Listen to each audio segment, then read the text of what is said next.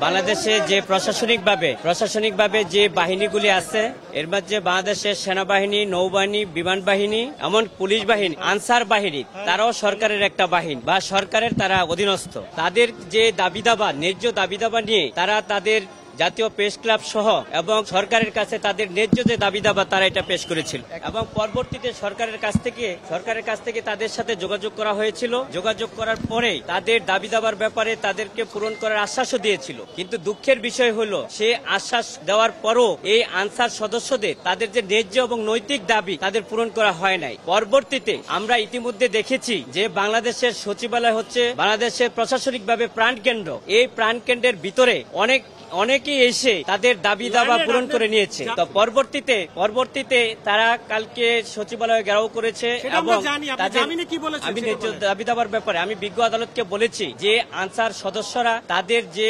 অবহেলিত তাদের নৈতিক দাবি-দাবার জন্য এবং তাদের যুক্তিসঙ্গত দাবি-দাবার ব্যাপারে তারা আন্দোলন করতেছিল এবং সচিবালয়ে তারা শান্তিপূর্ণভাবে অবস্থান ধর্মঘট করতেছিল এবং কোনো বিশৃঙ্খল তারা যেহেতু একটা বাহিনী, তারা উশৃঙ্খল এবং বিশৃঙ্খল করার তাদের উদ্দেশ্য এবং লক্ষ্য ছিল না।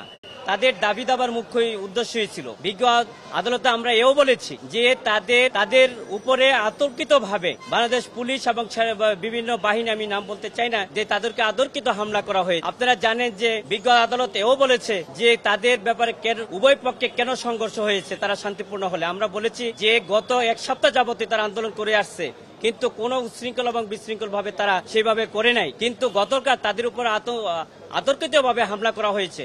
হামলা করার পরে উভয় পক্ষেই সংঘর্ষ হয়েছে। কিন্তু দুঃখের বিষয় হলো আমাদের বিরুদ্ধে, আনসারদের বিরুদ্ধে মামলা করা হয়েছে কয়েকটি থানায়। পরবর্তীতে তাদেরকে গ্রেপ্তার করা হয়েছে। আমরা আদালতকে বলেছি যে তাদের ন্যায্য দাবির জন্য তারা আন্দোলন করেছে এবং তাদের দাবি-দাবা এবং তাদের যে যৌক্তিক দাবি-দাবা তাদের সেটা পূরণ না করে এবং তাদেরকে মামলা দিয়ে জেল হাজতে প্রেরণ করা হয়েছে। বিজ্ঞ আদালত সন্তুষ্ট হয়ে তারপরে তার CW মূলে জেল হাজতে প্রেরণ করেছে। আমরা আদালতকে এও বলেছি যে একজন আনসার সদস্য শুধু না, একজন বাংলাদেশের সাধারণ নাগরিকও আইন এবং আদালতের কাছে এসে সে ন্যায্য দাবি করতে পারে। আদালতের কাছে আমরা জামিন চাইতে পারি এবং আদালত সেটা নিরপেক্ষ ভূমিকা পালন করে এবং জুডিশিয়ালের মাধ্যমে ন্যায় বিচার পেতে পারে। কিন্তু আমরা সেই ন্যায় বিচার পাই না।